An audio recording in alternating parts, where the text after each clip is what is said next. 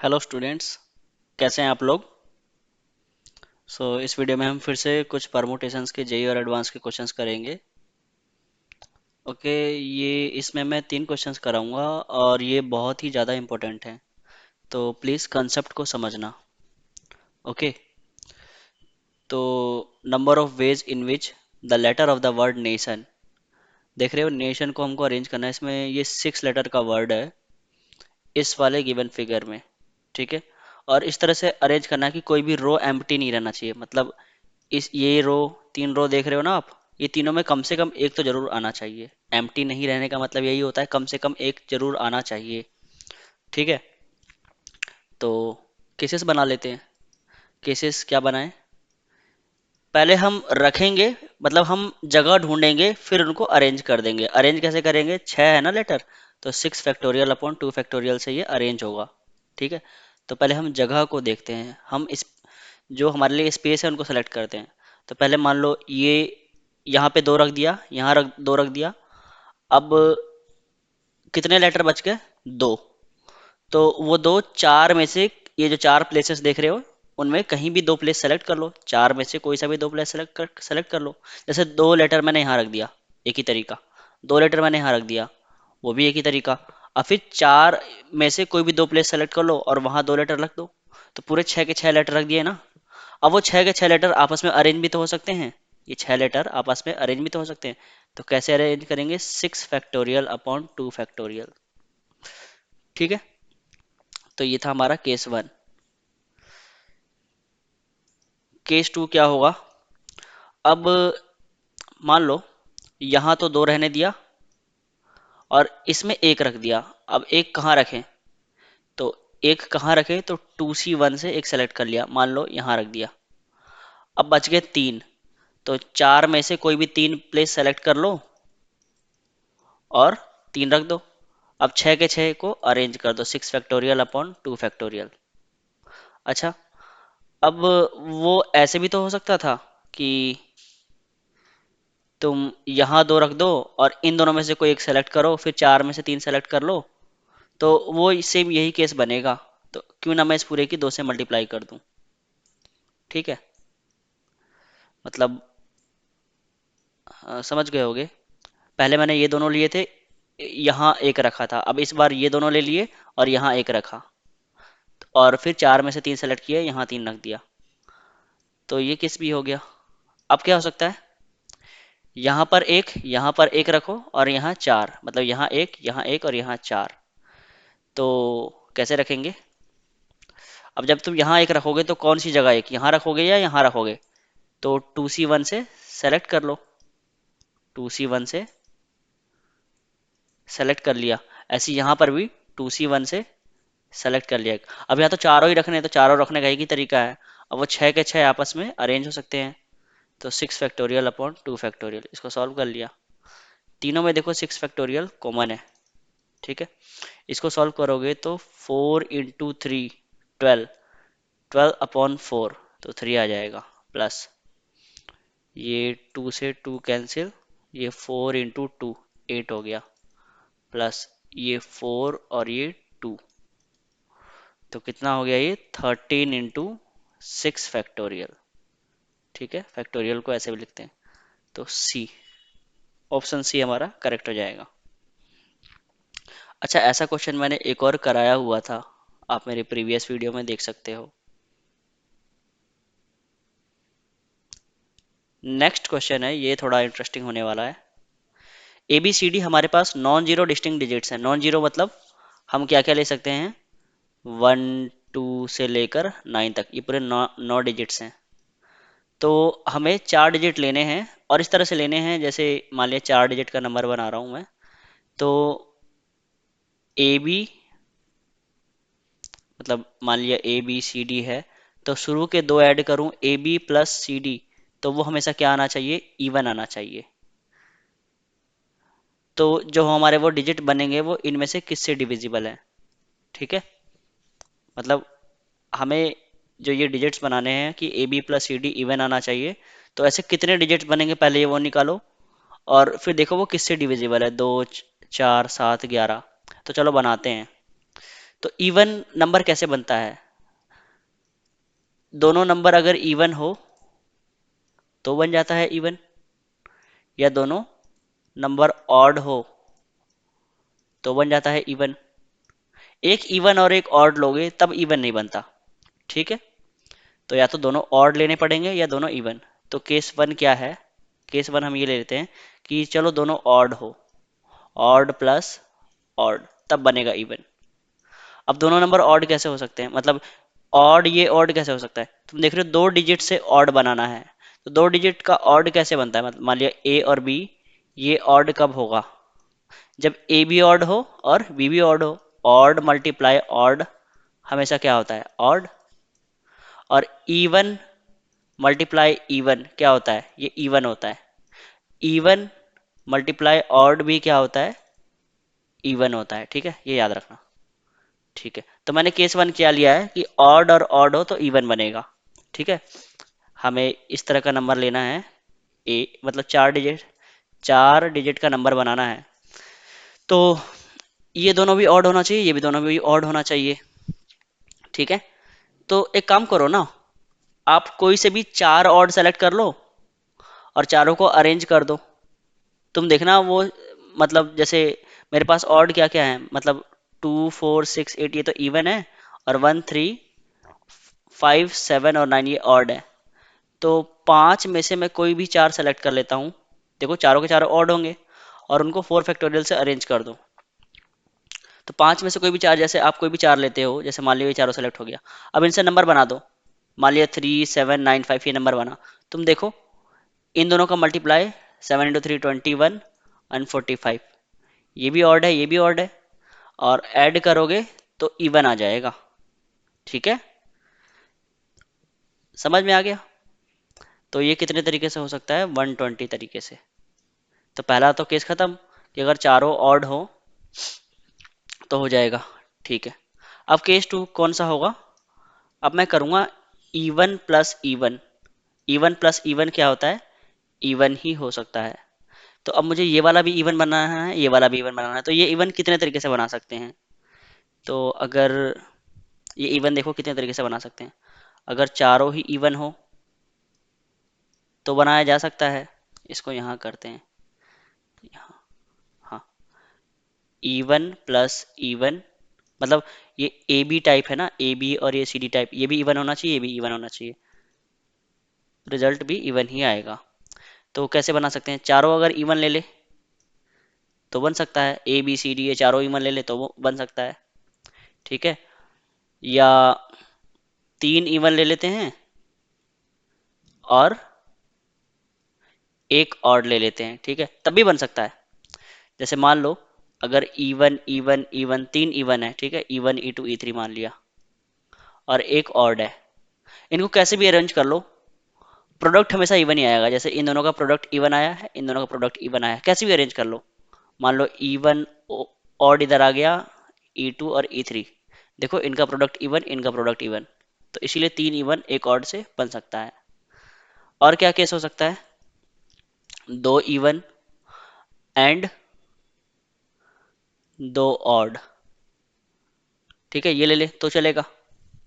अच्छा, एक इवन एक ऑड ले तो चले, एक इवन 3 ऑड ले तो चलेगा क्या? तब नहीं चलेगा, क्योंकि अगर एक इवन और 1 O2 O3 3 ऑड है तो ये तो इवन आ जाएगा, पर ये दोनों ये हमेशा ऑड आएगा। तुम देखना हमेशा एक तो जरूर ऑड आएगा, तो ये केस नहीं चलेगा, ठीक है? अब 4 इवन ले लिए, तो 4 इवन, इवन कितने हमारे पास? 2 4 6 8 ही तो है। तो कितने तरीके से तो सेलेक्ट कर सकते हो? 4 में से 4 सेलेक्ट कर लो और नंबर बना दो 4 फैक्टोरियल से, प्लस ऐसे ही 3 इवन सेलेक्ट करने हैं, तो 4 में से 3 इवन सेलेक्ट कर लिया, एंड एक ऑड भी तो सेलेक्ट करना है, तो पूरे 5 ऑड है, 5 में से एक ऑड सेलेक्ट कर लिया। अब ये चारों नंबर है तो चारों को अरेंज कर दिया, बन गया।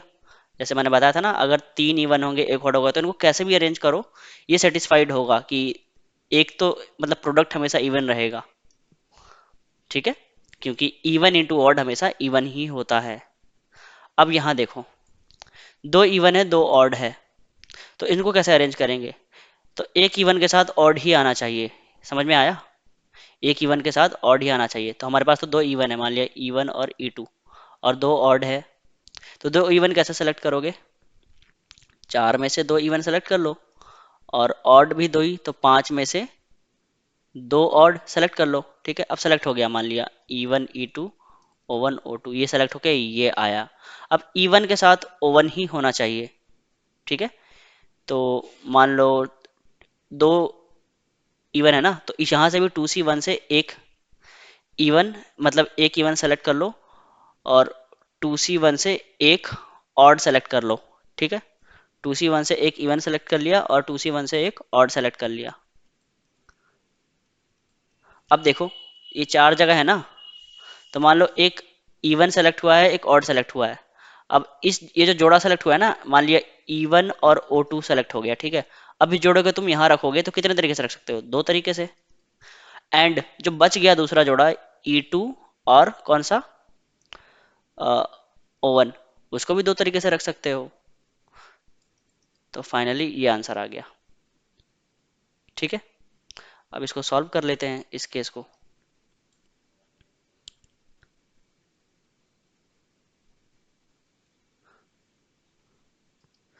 ठीक है, तो ये कितना आ जाएगा? 4 फैक्टोरियल, ये 24 आ जाएगा, प्लस ये कितना आ जाएगा?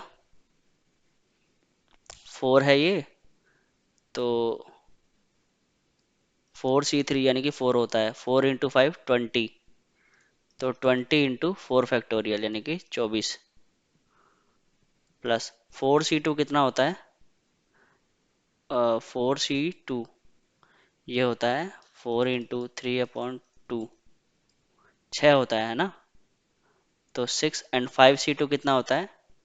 10, और ये दो दूनी, अरे ये 2C2 कैसे हो गया? 2C1 होना चाहिए था, सॉरी, उस वक्त 2C1, क्योंकि जब मैंने इवन और ऑड सेलेक्ट कर लिया था ना, ये वाला, अब इसमें से भी मैं एक इवन से, मतलब एक इवन सेलेक्ट करूंगा 2C1 से, और 2C1 तरीके से ये एक ऑड, तो ये एक जोड़ा सेलेक्ट हो गया। अब ये जोड़ा आपस में चेंज हो सकता है ना, मतलब ए बी रखो या बी ए रखो, बात है कि आपस में चेंज हो सकता है, रहेगा तो ये इवन ही, तो इसलिए 2C1 था ये। तो ये 6 रहा, और ये 10, और ये 4 दूनी 8 दूनी 16। ठीक है, तो ये ओवरऑल कितना हो गया? अ, ये 20 हुआ ना, एक मिनट, कहीं गड़बड़ है। 4 × 5 = 20, 4 3 नहीं, ठीक है, तो 24 दूनी 48, 480, और ये 16 × 6 = 96, 960, प्लस 24, और पहले वाले कैसे कितना आया था? 120 आया था ना, हाँ, 120। तो ये टोटल आंसर आ जाएगा 4,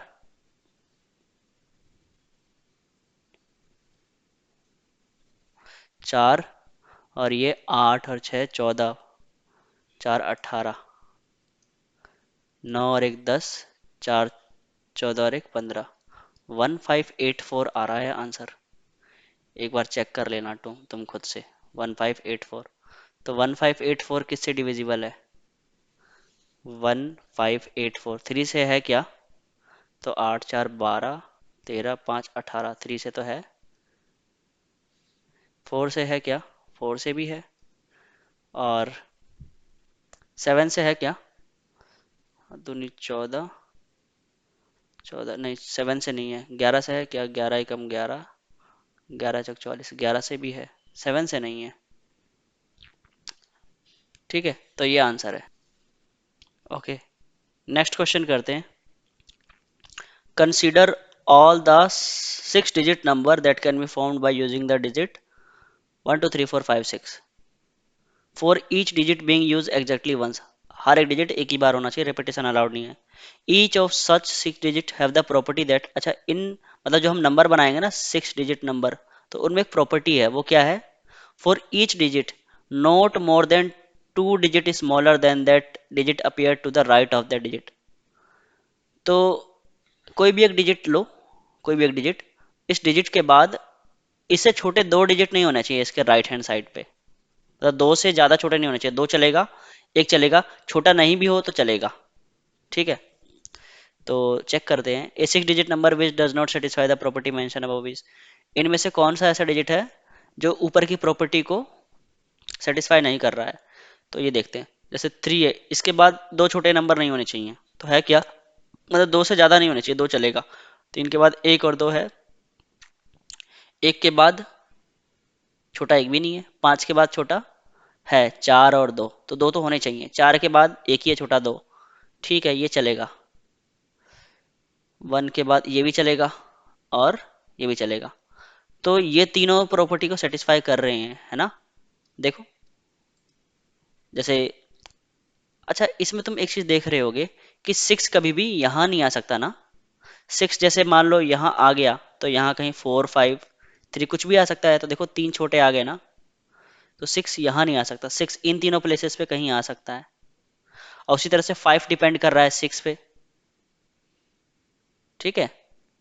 तो इसका आंसर क्या आ जाएगा, डी, नन ऑफ दिस।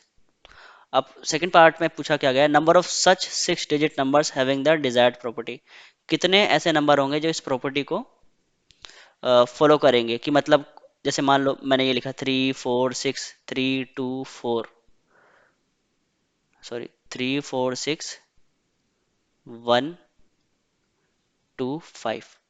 अब मैं पूछूंगा क्या ये प्रॉपर्टी को सेटिस्फाई कर रहा है, तो 4 के बाद देखो, 3 के बाद दो छोटे हैं क्या, तो 1 और 2, 3 के लिए तो ठीक है, 4 के लिए दो से ज्यादा छोटे तो नहीं है, तो 1 है 2 है, दो से ज्यादा छोटे नहीं है। 6 के बाद एक दो तीन, तीन छोटे हो गए, तो ये नहीं चलेगा।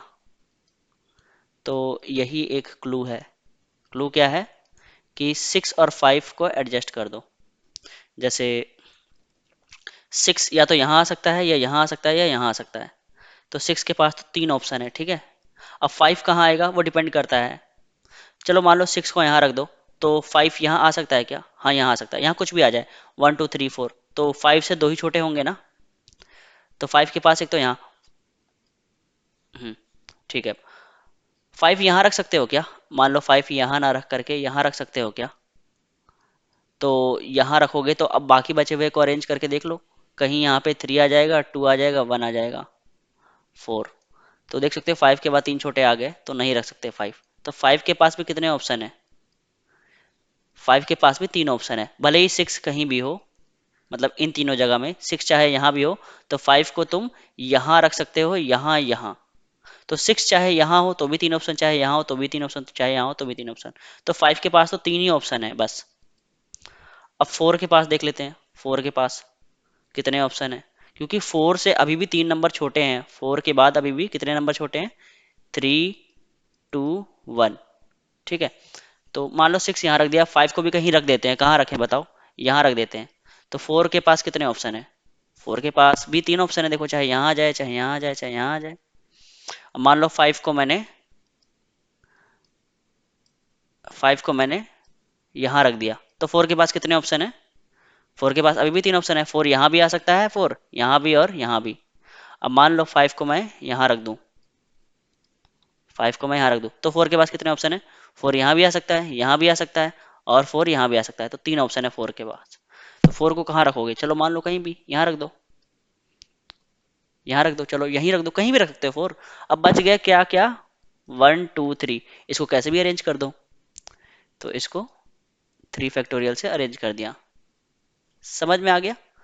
मतलब 1 2 3 कैसे भी अरेंज कर दो, मान लो तुमने यहाँ रख दिया 3 2 1, देखो 3 के बाद अभी भी दो ही छोटे हैं, 6 के बाद अभी भी दो ही छोटे हैं, 5 के बाद कोई भी छोटा नहीं है तो चलेगा, पर दो से ज्यादा छोटे नहीं होने चाहिए, तो इन तीनों को हम कैसे भी अरेंज कर सकते हैं, 3 2 1, 1 2 3, देखो 3 के बाद अभी भी दो ही छोटे हैं, या इस 1 के बाद कोई भी छोटा नहीं है तो चलेगा, या 2 1 3 कैसे भी अरेंज कर सकते हो इनको। तो हमें 6 और 5 और 4 को बैठाने के तीन ही तरीके थे, ठीक है। तो आंसर ये आ जाएगा 27 × 6, 6 7 जा 42, कैरी 4, 162 तरीके, सी ऑप्शन, ठीक है। इस वीडियो में इतना ही, मिलते हैं नेक्स्ट वीडियो में, thank you for watching, please like share and subscribe my channel.